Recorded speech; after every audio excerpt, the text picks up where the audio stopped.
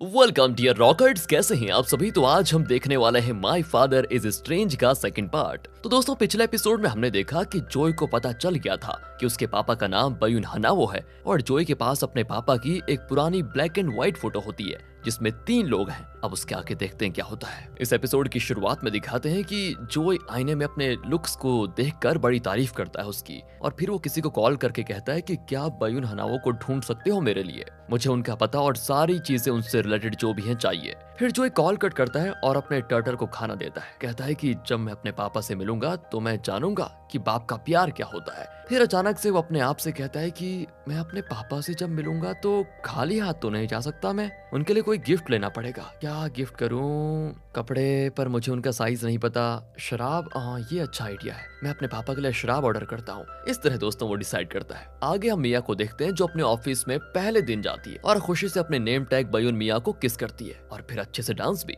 दूसरी ओर जोय अपने मैनेजर से कहता है कि अरे यार, आप डायरेक्टर से बात तो करो कि मुझे बस एक और मौका दे दे, मैं इस बार देखना बहुत ही अच्छे और इमोशंस के साथ एक्टिंग करूंगा। उसका मैनेजर मान जाता है और फिर जोय एलिवेटर की तरफ जाता है। मिया भी उसी वक्त वहां से निकलती है, लेकिन जब मिया यू को देखती है ना, जो कि उसकी मतलब क्लासमेट थी पहले लेकिन अब मैनेजर बन गई है, उसे देखकर मिया थोड़ी पैनिक कर जाती है। मतलब उसको थोड़ा सा जेलसी के साथ डर भी फील होता है और उसी चक्कर में मिया जोय का शर्ट पकड़कर उसके पीछे छिप जाती है। जोय तो हैरान कि ये मिया क्या कर रही है, लेकिन इस चक्कर में जोय का शर्ट फट जाता है। इसके बाद मिया उससे बहुत बार माफी भी मांगती है, लेकिन जोय कहता है तुम पागल लड़की हो क्या। जोय तो सीधे उसकी आईडी के साथ उसकी फोटो खींच लेता है ताकि बाद में उससे शर्ट के डैमेजेस के लिए पैसे ले पाए। अब आगे ब्रेकफास्ट के दौरान नीना को दिखाते हैं। नीना मतलब दोस्तों मिया की मॉम और हना की मॉम, इन सब की मॉम। तो वो लैंडलेडी बिया को कॉल करने की कोशिश करती है, लेकिन लैंडलेडी बिया कॉल्स को इग्नोर करती जाती है। फिर मॉम अपनी परेशानी को अपने बच्चों से शेयर करती है कि नई मकान मालकिन ने अचानक से किराया $500 बढ़ा दिया है और हमारे पास इतना पैसा भी नहीं है, इसलिए हम उससे इस महीने के रेंट के लिए कुछ और टाइम मांग रहे हैं। लेकिन वो है कि हमारी बात ही नहीं मान रही, ऊपर से फोन नहीं उठा रही है, कह रही है कि अगर टाइम से रेंट नहीं दिया तो हमें रेस्टोरेंट बंद करना पड़ेगा। अब बैन नीना से कहता है कि तुम परेशान मत हो जाओ, एजेंट से दोबारा बात करूंगा मैं। आगे क्रिस को दिखाते हैं दोस्तों, थोड़ी टेंशन में अपने शो एंटरटेनमेंट टुडे की रेटिंग देखता है और रेटिंग होती है 2.9 ओनली, जो बहुत ही कम है। और फिर जो चीफ है वहाँ का, वो रेटिंग की वजह से गुस्सा होकर क्रिस से कहता है कि देखो, अगर तुम कुछ नहीं कर सकते तो ऑडियंस को जो पसंद है वही करो, जाके वो लव एंड बैटलफील्ड वाला शो करो और उस लॉयर लड़की को भी वहाँ पर बुलाओ, फिर तुम दोनों टॉम एंड जेरी की तरह लड़ो जैसे तुम पिछले शो में लड़े थे, ताकि रेटिंग बढ़ जाए। चीफ कहता है क्रिस, तुमको हमारी कंपनी के लिए ये करना ही होगा क्योंकि ऑडियंस को तुम्हारी और उस लड़की की, जो हना था उसका नाम, उसकी लड़ाई बहुत ही पसंद आती है। ऑडियंस पता है तुमको, टॉम एंड जेरी कहती है। क्रिस मान जाता है। उधर हना का दिन ऑलरेडी बेकार चल रहा था और कोर्ट में केस हार के वो वापस आ जाती है। टेंशन में होती है और स्टोर से बॉइल्ड एग्स और एक बॉयलर मेकर में बिरयानी मिलाकर अपना स्ट्रेस कम कर रही होती है। लेकिन ऑफिस जाके देखती है कि एक क्लाइंट उसका वेट कर रहा है और ये क्लाइंट कोई और नहीं, क्रिस होता है दोस्तों। हना कहती है कि तुम पागल हो क्या। क्रिस कहता है कि पागल का क्या मतलब है, मैंने यहाँ आने के लिए पैसे दिए हैं और मुझे तुमसे कानूनी एडवाइस चाहिए। क्रिस कहता है कि मुझे रीजन बताओ ब्रेकअप का और मुझसे माफी भी मांगो। हना का तो दोस्तों, जैसा मैंने आपको पहले बताया, ऑलरेडी मूड खराब था, तो हना गुस्से में डोर बंद कर देती है और फिर बिना देखे जो उसके हाथ लगता है क्रिस पर फेंक देती है। क्रिस भी अपनी जान बचाने का सोचता है और बोलता है कि शायद तुम्हें ब्रेकअप का रीजन इसलिए याद नहीं है क्योंकि तुम अभी भी मुझसे प्यार करती हो, सही कहा ना मैंने, और अभी भी तुम मुझसे मिलते रहना चाहती हो, सही कहा ना। अब हना का दिमाग घूम जाता है कि ये पागल हो गया है क्या। हना तो उसके बालों को पकड़कर खींचती है और फिर क्रिस भी हना का बाल खींचने लग जाता है। लड़ाई हो जाती है दोस्तों यहाँ पर। क्रिस तो हना को दीवार पर चिपका के बोलता है, तुमने पी रखी है क्या। हना भी सीधे जवाब देती है कि हाँ पी रखी है मैंने। और फिर क्रिस फ्लर्ट करते हुए कहता है कि अरे तुम तो बड़ी सेक्सी लग रही हो। सेक्सी लग रही हो तो फिर कुछ कर क्यों नहीं देते हैं, इस तरह देख क्या रहे हो।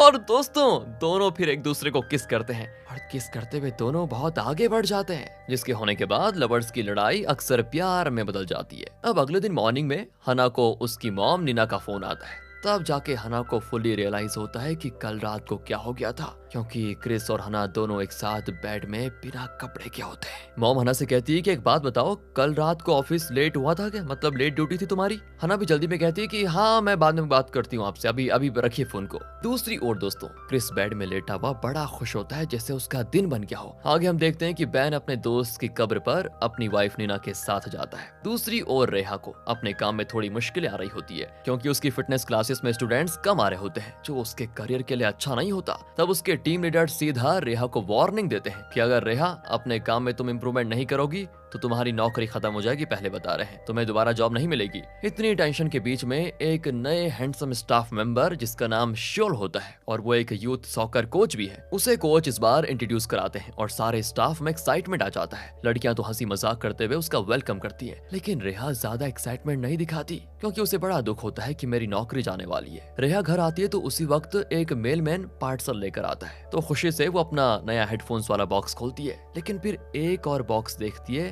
जो जे के लिए चॉकलेट कंपनी से आया है। वो जे का बॉक्स खोल देती है, चॉकलेट्स कैसे बनाए। रेहा उसे बड़ी हैरानी से देखती है। फिर रेहा वो बॉक्स उठाकर जे के कमरे में लेकर जाती है। जे आधे मन से पढ़ाई कर रहा होता है, लेकिन अंदर से बस अपनी गर्लफ्रेंड यू के मैसेज आने के इंतजार में होता है। और जब यू का मैसेज आता है तो वो इतना खुश होता है कि क्या बोले। फिर मैसेज देखता है जिसमें लिखा होता है, क्या तुम मेरे लिए टेंशन ले रहे हो, और सॉरी मैं मैसेजेस नहीं कर पाई थी क्योंकि मैं बहुत ही बिजी थी, और मुझे तुम्हारे हाथ का खाना भी बड़ा अच्छा लगता है, वो मुझे याद है। तभी रेहा आती है और चेक कर पूछती है कि पढ़ाई कर रहे हो या चॉकलेट्स बनाना सीख रहे हो तुम। तो जे तो बड़ा ऑकवर्डली बोलता है कि अरे ये मैंने गलती से ऑर्डर कर दिया था। अब वो तुरंत बाथरूम का बहाना करके चला जाता है। तो रेहा उसका फोन चेक करती है और जब रे के फोन में एक हार्ट सिंबल का मैसेज देखती है तो शॉक में कहती है, हार्ट, ओहो, और ये चॉकलेट बनाना ये तो लड़की का चक्कर है। वो अपने आप में बोलती है कि इसकी हिम्मत कैसे भी गर्लफ्रेंड बनाने की। बस दोस्तों, यहाँ रेहा ठान लेती है कि सच क्या है वो पता लगा कर रहेगी। आगे बैन नीना से कहता है कि लैंडलेडी बिया को कॉल करके बताओ कि हम उसके टर्म्स मानते हैं, मतलब उसको मानने के लिए तैयार हैं। तो नीना तो बार बार लैंडलेडी बिया को कॉल करने की कोशिश करती है, लेकिन लैंडलेडी बिया फोन उठाने का नाम ही नहीं लेती। अब दूसरी ओर मिया को दिखाते हैं जो अभी इंटर्नशिप पे है, लेकिन इस बार उसको जोई का असिस्टेंट बना दिया जाता है। वो जोई के बारे में थोड़ा रिसर्च करती है और मिया को पता लगता है कि जोई पहले एक सिंगर था। आगे वो एक बड़े बैग को साथ लेकर घूमती है और लोगों से पूछती है कि जोई कहाँ पर है, और जब वो उसे ढूंढ लेती है तो दोनों को एलिवेटर का इंसिडेंट याद आ जाता है। वही इंसिडेंट जब मिया ने उसकी शर्ट फाड़ दी थी। अब यहाँ पर मिया थोड़ा डर भी जाती है। वो जोई को अपना इंट्रोडक्शन देने की कोशिश करती है, लेकिन जोई अपने मैनेजर से कहता है, इसको वापस भेज दो इसको अभी के अभी। लेकिन तभी स्टाइलिश भागते हुए आती है और मैनेजर को बताती है कि जोई के इंटरव्यू के कपड़े पीछे ही रह गए हैं। फिर मिया को तुरंत कपड़े लेने के लिए भेजा जाता है। तभी लॉबी में मिया देखती है कि यू के हाथ में जोई का बैग है और वो उसे लेकर आ रही है। मिया यू के पास जाती है तो यू तो उसको डांट लगाते हुए कहती है कि तुम सबसे जरूरी चीज कैसे भूल गई, बताओ। ये कहने के बाद यू मिया को घूर कर पूछती है कि हम पहले मिले हैं क्या, लेकिन दोस्तों मिया तो उसकी आंखों में आंखें नहीं मिलाती और चुप रहती है। यू भी थोड़ा रफ तरीके से मिया के हाथ में बैग दे देती है और बोलती है, ये बैग तुम्हारे महीने की सैलरी से ज्यादा महंगा है, इसको संभाल कर रखना। आगे हम क्रिस को देखते हैं जो अपने ऑफिस में बैठे हुए रात में हना के साथ जो मोमेंट्स बिताए थे उसी के बारे में सोच रहा होता है। अपनी स्माइल को रोक नहीं पाता। फिर अपना फोन देखता है और सोचता है कि क्या हना कॉल उठाएगी अगर मैं अभी करूंगा तो। उधर हना भी फोन चेक कर रही होती है और सोचती है कि क्रिस कॉल क्यों नहीं कर रहा। तभी हना को प्रोड्यूसर का कॉल आता है और वो हना से पूछता है कि क्या तुम लव एंड बैटलफील्ड शो में दोबारा काम करना चाहती हो क्या पब्लिक होकर तुम टॉम एंड जेरी जैसा लड़ाई कर सकोगी, क्योंकि लोगों को बहुत ही पसंद आता है वो। हना हाँ कहती है। आगे लैंडलेडी बिया अपने बेटे क्रिस के लिए एक ब्लाइंड डेट सेट करने में बिजी होती है। उसका हस्बैंड तो इरिटेट होकर कहता है कि यार बस करो, क्रिस को अपनी पसंद की शादी करने दो तुम। तभी बिया नीना के कॉल का जवाब भी देती है जिसमें नीना उससे मिलने के लिए बोलती है, लेकिन लैंडलेडी बिया बड़े रूड टोन में कहती है कि देखो मेरे पास तुमसे बात करने को समय नहीं है। लेकिन दोस्तों जब नीना बहुत रिक्वेस्ट करती है तो बिया कहती है कि ठीक है, मैं तुम्हारे एरिया में हूँ, मुझसे आकर मिल लो। और फिर नीना हना को कॉल करके कहती है कि बेटा क्या तुम अभी आ सकती हो मिलने के लिए। हना तो मना कर देती है और कहती है कि देखो माँ, अगर बात नहीं बनती तो मैं तब बात करूंगी। मॉम भी खुश होकर कहती है कि एक लॉयर बेटी होने का फायदा ही कुछ और है। अब आगे जे अपनी गर्लफ्रेंड के लिए खाना बनाने का प्लान बनाता है तो वो अपने घर के फ्रिज को चेक करता है, कुछ फैंसी इंग्रेडिएंट्स चुरा लेता है और कुछ वाइन और कुछ और चीजें लेने के लिए मार्केट जाता है। फिर जब जे यू के घर पर पहुंचता है तो पहले डोरबेल बजाता है और बड़े स्टाइलिश तरीके में खड़ा हो जाता है। फिर यू दरवाजा खोलती है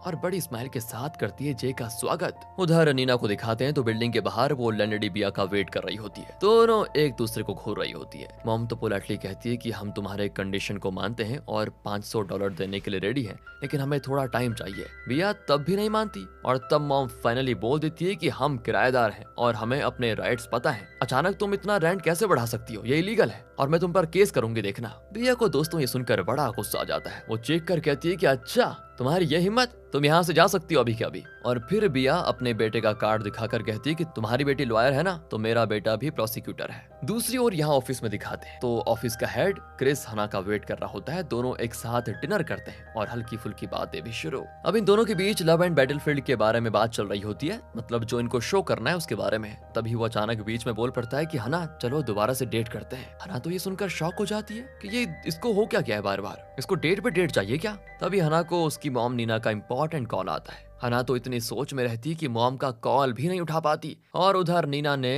लैंडलेडी बिया को धमकी दे दी थी कि मैं रेस्टोरेंट ही बंद कर दूंगी और घर भी छोड़ दूंगी और मुझे सारी सिक्योरिटी डिपॉजिट भी वापस चाहिए। ये कहने के बाद नीना चली जाती है, लेकिन बिया सोचती है कि ये क्या कह के चली गई, घर छोड़ दूंगी। ओहो, इसका मतलब नीना का परिवार मेरी ही बिल्डिंग में रहते हैं, मतलब इनका घर मेरी ही बिल्डिंग में है और मैं तो सोच रही थी कि इनका सिर्फ शॉप मेरी बिल्डिंग में है। आगे दोस्तों बात करें हना और क्रिस की, तो जब क्रिस ने हना को बोला कि चलो फिर से डेटिंग करते हैं, तो हना सीधा बोल देती है कल रात तुम्हें पता है मुझे शराब का नशा था और कल जो भी हुआ उसको इतना सीरियस मत लो। हमारी स्टोरी मैं पहले बता दूं 8 साल पहले खत्म हो गई थी। ये सुनकर क्रिस दोबारा रूठ जाता है, लेकिन अपने दिल की बात कहता है कि सुनो मेरे दिल की घंटी अभी भी बजती है तुम्हारे लिए। हना भी कहती है कि सॉरी भाई, तेरे लिए मेरे दिल की घंटी खराब हो चुकी है, वो नहीं बजेगी। पर उधर नीना घर आकर गुस्से में कहती है कि बस बहुत हो गया, ये जगह और रेस्टोरेंट हम दोनों छोड़ रहे हैं, मैं अब और ज्यादा उस बिया को बर्दाश्त नहीं कर सकती। बैन कहता है कि थोड़ा शांत हो जाओ यार, शांत हो जाओ थोड़ा। और यहाँ पर नीना अपनी बेटी हना से भी नाराज है क्योंकि उसने फोन नहीं उठाया टाइम पर जब उसकी जरूरत थी।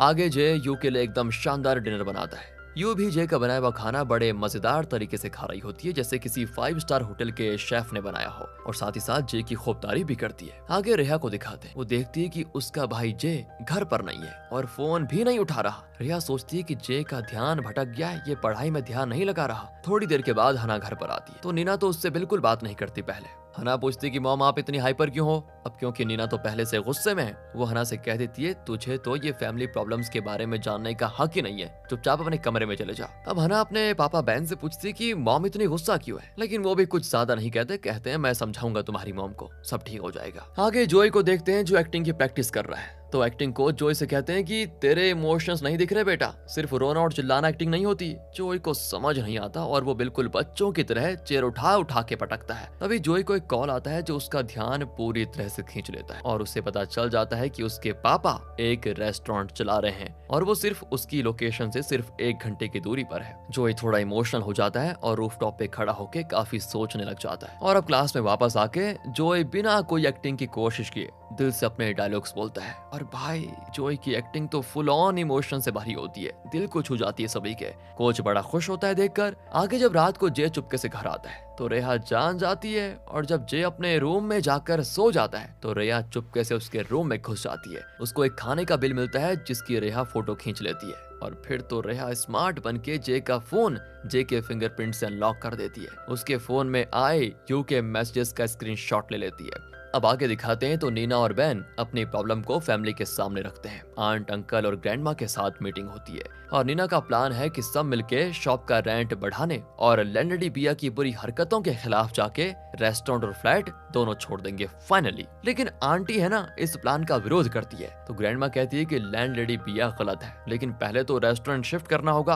और यहाँ पर रेहा जो हमेशा मॉम डैड का सपोर्ट करती है वो कहती है कि मुझे तो लगता है कि हमें दोनों छोड़ना चाहिए। तभी ग्रैंडमा कहती है कि नहीं, पहले रेस्टोरेंट शिफ्ट करना सही होगा फिर घर। अब दूसरी ओर लैंडलेडी बिया को अपने पति के स्टडी रूम में लगी अपने पति और उसके कुत्ते की फोटो देखकर समझ आ जाता है कि फैमिली में कुछ भी कॉमन नहीं है, बस खाना हम साथ में खा लेते हैं और बात तो कभी करते नहीं, कभी कोई ऐसे बैठते नहीं जैसे परिवार बैठता है। थोड़ा दुखी भी होती है वो इस तरीके से क्योंकि कभी उसका पति उसके साथ एक अच्छी बात ही नहीं करता। फिर वो एजेंट के पास जाके अपने किराएदारों के बारे में और डिटेल्स मांगती है और तब उसको अच्छे से पता चलता है कि नीना और बैन का रेस्टोरेंट और 4th फ्लोर पर उसकी फैमिली और 3rd फ्लोर पर उसके भाई की फैमिली मेरी ही बिल्डिंग में रहती है। अब उसे अपने एजेंट पर बड़ा गुस्सा आता है। पता है दोस्तों क्यों गुस्सा आता है? क्योंकि इतने सारे लोग उसकी बिल्डिंग में रह रहे हैं, अगर छोड़ के चले गए तो इसको क्या मिलेगा? कुछ नहीं। आगे नीना फ्रिज खोलती है और सोचती है मैकरेल और स्पाइसी zucchini बनाती हूँ, लेकिन फ्रिज में मैकरेल होता ही नहीं। अब ये सुन के जे की सांस अटक जाती है क्योंकि जे ये सब कुछ कल अपनी गर्लफ्रेंड के लिए चुरा कर लेकर चला गया था। और ये सुन के रेहा सोचती है कि जे सच में पागल हो गया है क्या? इसके एग्जाम नजदीक आ रहे हैं और ये अपनी गर्लफ्रेंड के लिए इस तरह मर रहा है। रेहा ने एक्चुअली जे के फोन में गर्लफ्रेंड के लिए बनाए गए खाने की फोटो को देख लिया था। फिर रेहा अपनी बहनों बहनों को एक धमाकेदार मैसेज भेजती है कि जे किसी को डेट कर रहा है। आज शाम 6 बजे सभी लोग मिलकर जे की क्लास लेते हैं। तो जल्दी से अपना काम खत्म करके सभी 6 बजे घर आ जाते हैं। मिया तो ये मैसेज पढ़कर एकदम शॉक हो जाती है। फिर मिया अपने ऑफिस में सभी को कॉफी बना कर देती है और गार्बेज भी बाहर लेकर जाती है। उसका एक और काम होता है जोई का छोटा सा फैन बॉक्स डिलीवर करना। और जोई का बॉक्स इतना छोटा होता है कि मिया को भी बुरा लग जाता है। जोई के पास बताओ इतने कम फैंस हैं। और जब बॉक्स लेके मिया जाती है ना, तो वो दोबारा यू से टकरा जाती है और इस बार यू उसे पहचान लेती है। वो सीधे मिया से पूछती है कि अरे तूने वेट लूज कैसे कर लिया, और तू एक बात बता, मुझसे छुपती क्यों रहती है और मुझे हेलो भी नहीं कहेगी क्या? लेकिन मिया एकदम शांत खड़ी होती है। फिर यू चली जाती है। अब आगे क्रिस और हना का सीन दिखाते हैं। दोनों लव एंड बैटल के शो में मिल जाते हैं। क्रिस हना से पूछता है कि क्या तुम मेरे साथ फिर से डेट पर चलोगी? तो हना तो एकदम बोल्ड स्टाइल में अपना शोल्डर थोड़ा बाहर करके क्रिस से कहती है बिल्कुल नहीं। अरे बिल्कुल नहीं? वो कहता है कि एक बार सोच लो, नहीं तो बाद में तुम्हें पछताना पड़ेगा। तभी दोस्तों एक फीमेल कोवर्कर जिसका नाम लिम है, वो क्रिस के पीछे आती है और क्रिस के सर के बालों को हटाती है। और अब लिम का क्रिस के साथ फ्लर्ट करते हुए देखना हना को थोड़ा जेलस कर जाता है। शो के बाद तो हना को लगता है कि वो क्रिस को गुड बाय बोलेगी, लेकिन फिर लिम माइक्रोफोन पे क्रिस को कॉल करके पूछती है क्रिस क्या मेरी आवाज क्लियरली सुनाई दे रही है तुमको? क्रिस कहता है हाँ बिल्कुल। लिम उससे अगला सवाल पूछती है तो क्या तुम मुझसे डेट करोगे? और क्रिस कहता है इसका जवाब मैं प्राइवेट में दूंगा तुम्हें। लेकिन हना भी ये बातें सुन लेती है। क्रिस भी दोस्तों इस चांस का फुल फायदा उठाता है और हना से कहता है कि एक बार फिर सोच लो, कहीं ऐसा ना हो जाए कि तुम मुझे खो दो। आगे शाम 6 बज जाते हैं। बहनें अपने भाई जे को पकड़ने के लिए बिल्कुल तैयार होती है। दो बहनें उसके रूफटॉप डोर पे नॉक करती हैं और बेचारा जे हॉलवे डोर से भागकर बचने की कोशिश करता है, लेकिन मिया वहीं पे पहले से रेडी खड़ी थी। फिर बहनें उसे ड्रिंक्स पिलाती हैं ताकि अच्छे से बातचीत हो पाए। जे कहता है कि यार तुम लोग मेरे साथ ऐसा क्यों कर रहे हो? तभी रेहा तो अपने फोन से सारे सबूतों को जे के सामने रख देती है। जे एकदम शॉक कि ये इसने कब किया। उसके बाद सिस्टर्स के सवालों की बारिश जे पर बरस पड़ती है और सवाल कुछ ऐसे होते हैं, एग्जाम के 2 महीने बचे हुए हैं और तुम क्या सोच रहे हो? क्या तुमने पढ़ना छोड़ दिया है? लड़कियां पटाना शुरू कर दिया है? क्या तुमने लाइफ गिव अप कर दी है? और बेचारा जे डरते हुए कहता है कि अरे जो लोग एग्जाम की प्रिपरेशन करते हैं वो डेट नहीं कर सकते क्या? लेकिन बहनें एकदम जोर से चिल्लाती हैं कि 5 बार फेल होने के बाद कोई डेट नहीं कर सकता। तुम 5 बार फेल हो चुके हो। और अब सबसे बड़ा सवाल, क्या उस लड़की को पता है कि तुम एग्जाम की तैयारी कर रहे हो? दोस्तों इसकी बहनें तो उस लड़की के लिए भी काफी सारी वैसी चीजें कहती है कि वो भी खत्म लड़की होगी। उसने बताओ जे को कुकिंग में लगा दिया है, उसका ध्यान पढ़ाई से हटा दिया है। जे कहता है कि अरे मैं तुम्हारा बड़ा भाई हूँ और फिर भी तुम लोग मुझे नहीं समझती, मुझे तो बस मेरी यू ही समझती है। सिस्टर से एकदम चीखते हुए कहती है अच्छा मेरी यू? जे कहता है कि हाँ मेरी गर्लफ्रेंड यू ही है जो मुझे समझती है। और एक बात बताओ, क्या मैं कोई चोर हूँ जो तुम मुझसे ऐसे सवाल पूछ रही हो?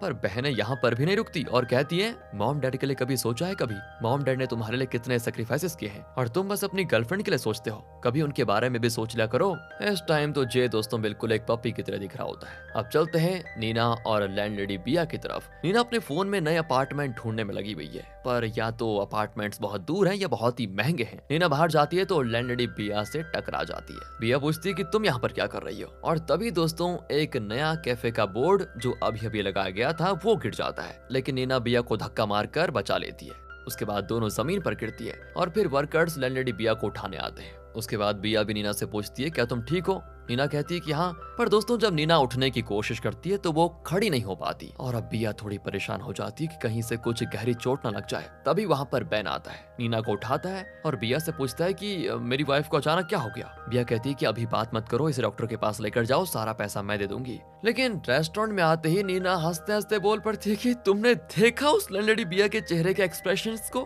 कितनी डरी हुई थी वो। बैन समझ जाता है कि नीना ने लैंडलेडी बिया के साथ प्रैंक खेला है बढ़िया वाला, और फिर दोनों मिलकर हंसते हैं। आगे जोय ने अपने फादर के लिए शराब खरीदी होती है गिफ्ट के लिए। फिर जोय को उसके मैनेजर का फोन आता है। मैनेजर कहता है कि देखो तुम्हें दूसरा ऑडिशन नहीं मिलेगा क्योंकि तुम्हारी जगह कोई और मिल गया उनको। ये सुन के बेचारा जोय बड़ा गुस्सा होता है कि मेरा काम क्यों नहीं बन रहा। जोय तो सीधे डायरेक्टर रेयो को कॉल कर देता है, पर उनका फोन स्विच ऑफ आता है। अब बस जोय खुद ही उस बोतल से शराब पीने लग जाता है जो उसने अपने फादर के लिए खरीदी थी। नशे में अपने आप से कहता है कि उस सेक्टर में ऐसा क्या है जो मुझ में नहीं है? अरे मैं उससे 100 गुना ज्यादा बढ़िया हूँ। क्या ये मेरी गलती है कि मेरे पास बाप नहीं है? फिर जोय तो पूरा टूट जाता है और बार बार डायरेक्टर रेयो को कॉल भी करता है। आखिर में जोय डायरेक्टर को एक मैसेज करता है कि मिस्टर रेयू, मुझे आपसे कुछ कहना है। क्या आप जानते हैं कि मैंने अपने फादर को इस ड्रामा की वजह से ढूंढा है? इसी की वजह से वो मुझे मिल गए हैं। वो यहाँ से बस 40 मिनट की दूरी पर ही रहते हैं कहीं। और आपने कहा था कि मेरी एक्टिंग बकवास है। ये ऑडिशन ही था जिसने मुझे मेरे फादर को ढूंढने पर मजबूर किया था,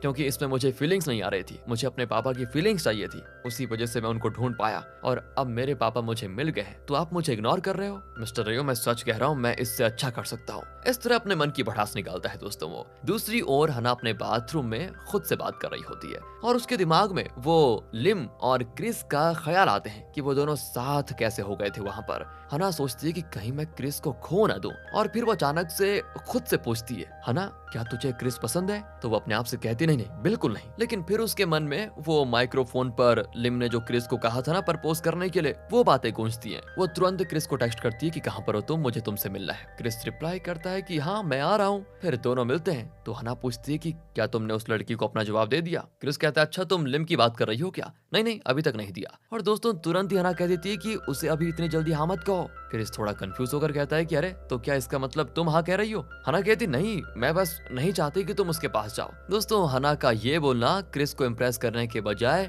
गुस्सा दिला देता है। क्रिस कहता है कि एक बात बताओ, तुमने मुझे समझ के क्या रखा हुआ है? तुम बस एक सीधा जवाब दो, हाँ या ना। हना तो कुछ नहीं कहती। क्रिस कहता है कि तुम जवाब नहीं दे सकती ना, तो मैं जवाब देता हूँ। मेरा जवाब है no, thank you, goodbye. इतना कहकर वो चला जाता है और इसी के साथ ये सेकंड एपिसोड खत्म होता है। वेल, आपको क्या लगता है, इनकी कहानी आगे चलेगी? बिल्कुल चलेगी। वही देखने के लिए आपको आगे के एपिसोड्स देखने पड़ेंगे। उसके लिए लाइक कीजिए अच्छा लगा हो तो। मिलते हैं आपसे अगली वीडियो में। ध्यान रखिएगा अपना and finally thanks for watching.